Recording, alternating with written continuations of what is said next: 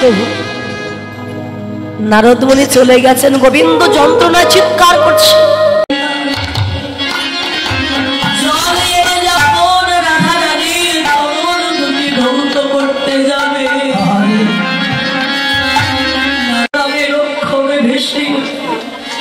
নারদ মুনি আর সইতে পারল না,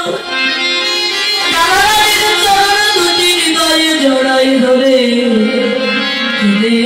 কেঁদে বলে রাধে গো, রাধে গো, আমি তোমার মতো ভক্তকে চিনতে পারি নাই রাধে। আমি এসেছি যখন তোমার আতুল চরণী, তোমার ওই চরণী আমি আশ্রয় নিলাম।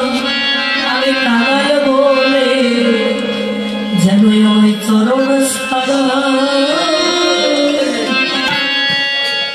হয় গেল কোনো